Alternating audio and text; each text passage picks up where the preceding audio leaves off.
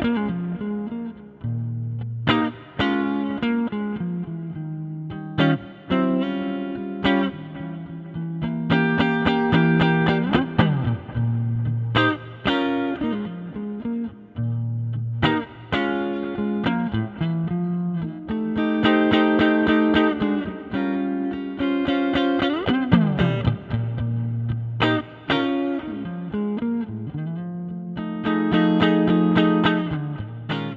folks, today we're looking at some tasty stuff, some tasty phrasing, some tasty licks, some tasty chords across a B flat bass blues.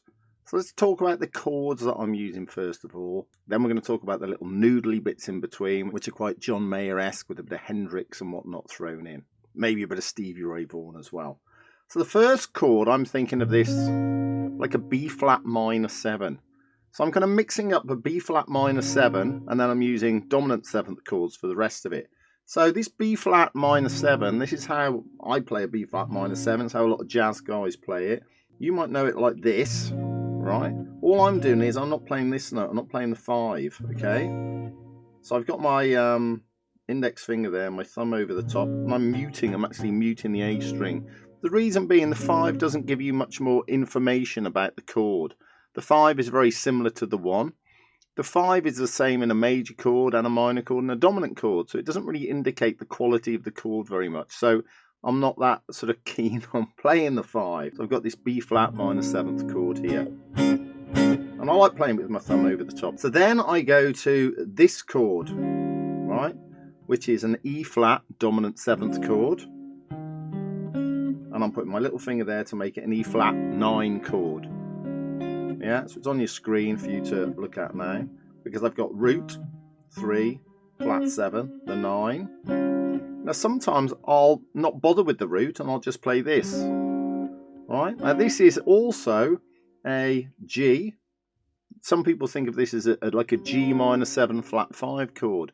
So a G minor 7 flat 5 chord without the root on, right, is kind of what I'm doing. So this G minor 7 flat 5 chord is functioning, right, as effectively a rootless E flat 9 chord, right? So this is quite a common thing. Basically, the quick way to get to this is off the major third of any dominant chord, you can do a minor 7 flat 5 chord. So we've got the B flat minor 7 chord to the E flat 9 chord here, right? Okay. Then after that, to get back to the 1 chord, I'm playing this. Now this is a fully diminished chord, right? So basically I'm going up a semitone from this note, the E flat, to the E, and that is pulling me back to the first chord I was playing. Normally this would go to back to this chord, but I'm playing a minor 7th chord instead there, just to make it a little bit more interesting, okay? Then we're going straight here, so we're going to F, or F9, yeah. Back to E flat, yeah, and then back to the 1 chord. I'm also doing little ideas like I'm sliding in from a semitone below, which kind of makes it sound a little bit jazzy.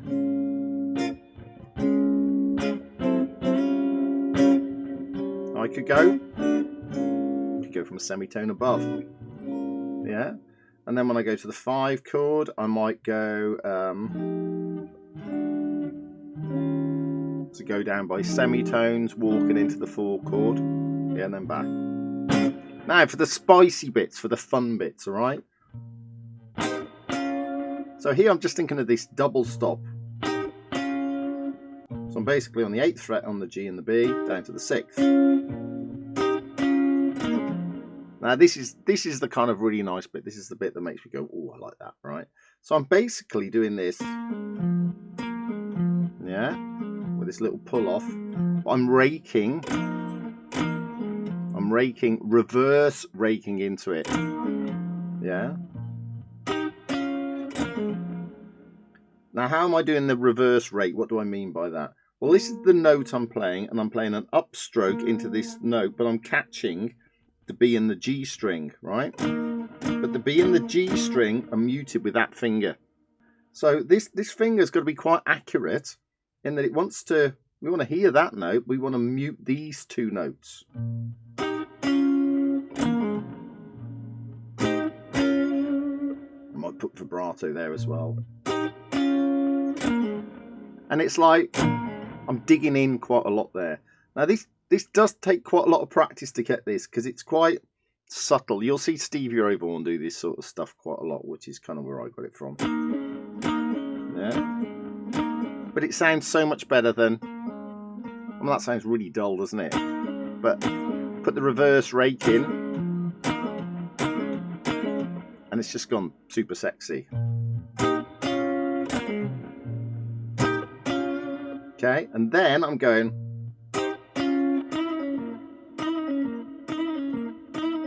So this is a very fast move into the flat 5. Yeah, so I'm slowly. Now my right hand, I'm going down, slide, pull off, pull off. So with my right hand, I'm going down, then the slide, and it's a ghost note. So a ghost note means I'm not doing this, I'm doing this. Yeah. Then an upstroke. And I'm picking inside. It's very much like economy picking stuff, the principle of economy picking. So I've got the two phrases, that one and the, yeah.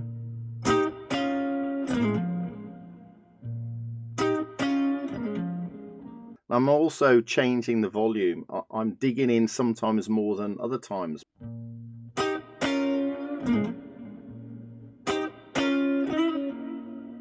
So I'm kind of just varying the volume, which makes it, again, more dynamic. So when the 4 chord comes along, instead of going straight to the 4 chord, I do a little line walking into it, something like... I think that's what I did. So I'm just... chromatic line, look into it. So this is where in jazz it's like you're kind of introduced to the chords. In rock and pop, sometimes it's like, here's one chord, bang, hit you in the face, here's the next chord. Whereas jazz is like, here's one chord and I'm going to slowly introduce you to the next chord, which makes it interesting and pleasant to listen to. So I'm walking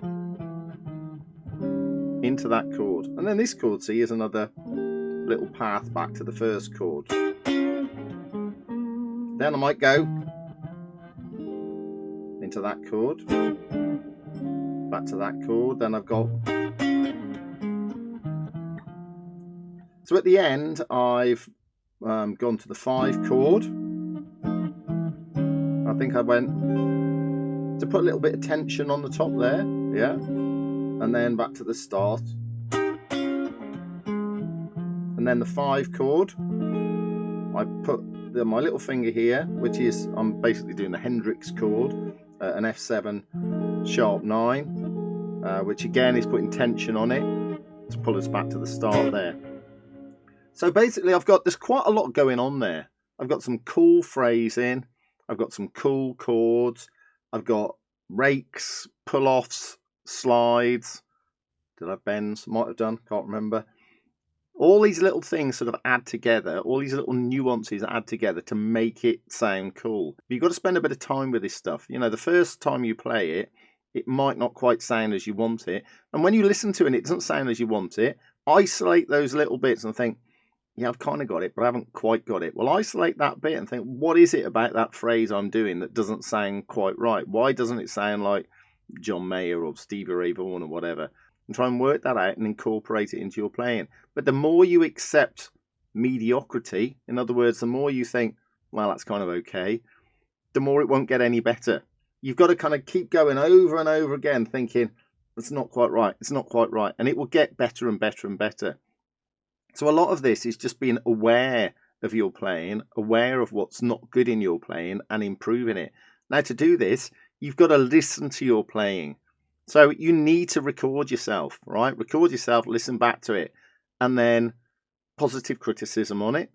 Do it again, maybe record it again, and over a period of time, it will get better. But if you're not, and you don't have to be ridiculously critical of yourself, obviously, But if you don't do that, it will just kind of stay the same level, and I'm sure some of you have experienced that. So lots of fun to play around with it. I love playing this sort of stuff that's kind of like playing it on your own. It's like solo little guitar lines, isn't it? Which is a really nice thing to do, playing around with these little chord progressions and stuff. Remember to check me out on Patreon by clicking the link below. Do like and subscribe, super important, and catch you next time.